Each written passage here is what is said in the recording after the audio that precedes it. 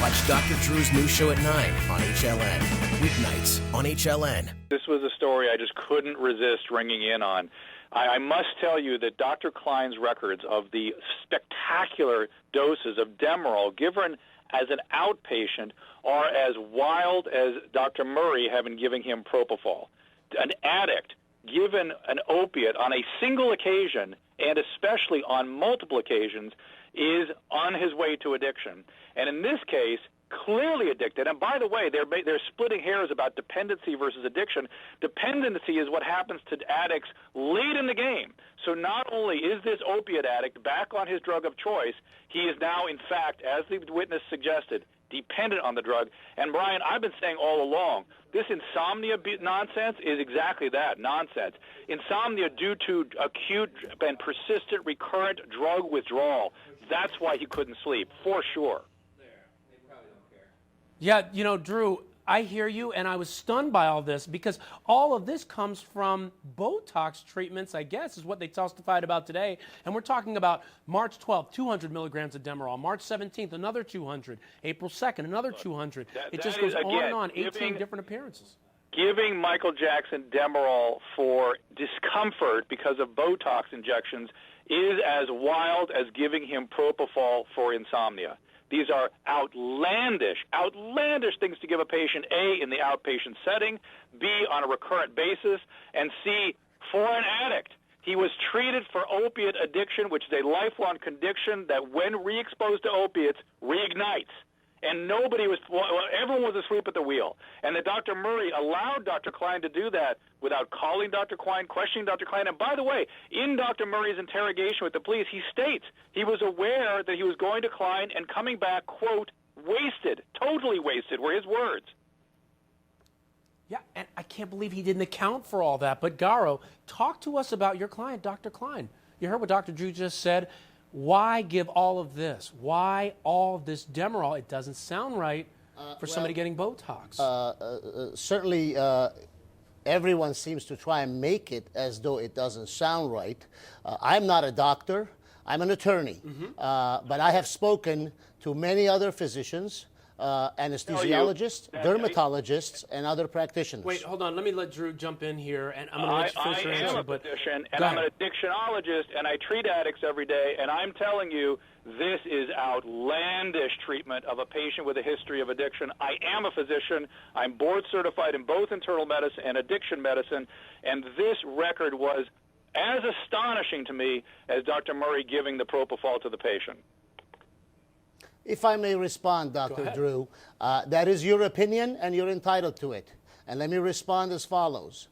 If he was an addict, Michael Jackson, that is, then explain to me how is it that if he's receiving 200 or 300 milligrams at particular visits in March or April, when we take a look at June, we have him getting 100 milligrams, not increasing from the 200 and 300 upwards, but rather decreasing down to 100 milligram. And also, if you are an addiction... let me finish, doctor. No, let me finish. If you are a doctor who knows about addiction, let me just ask you this. Then how is it that a half-life of 2.5 to 4 hours, this man doesn't go to the doctor for 7 days, from June 9 to June 16? How is he addicted to Demerol? Where is he getting his Demerol in that 7 days period of time? He's not addicted to Demerol. I disagree with you. I have an absolutely categorical explanation for that.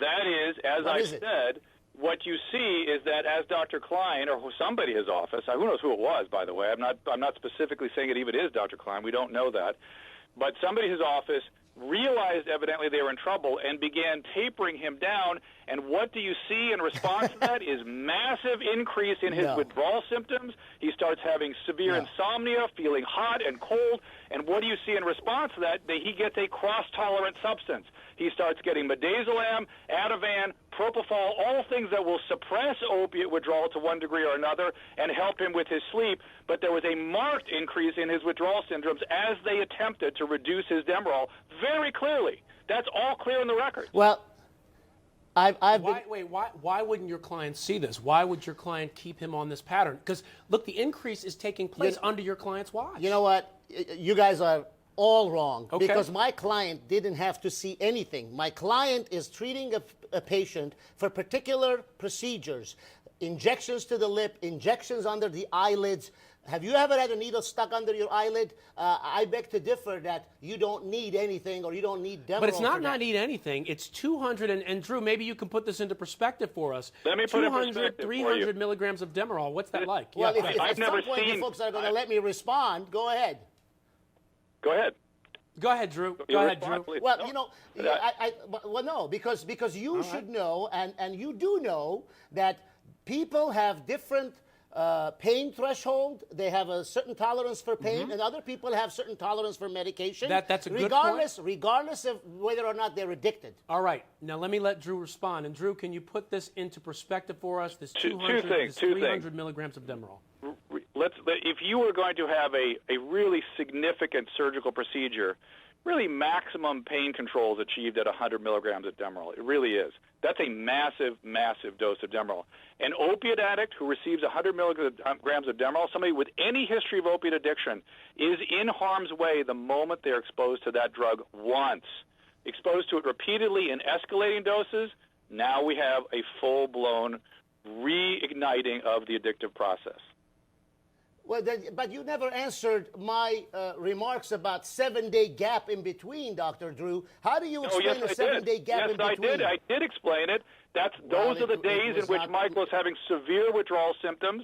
He is hot, he's cold, he's agitated, and getting large doses of propofol and benzodiazepines, which will suppress those in an opiate withdrawal. We actually use those kinds of things in the hospital to suppress opiate withdrawal symptoms sometimes.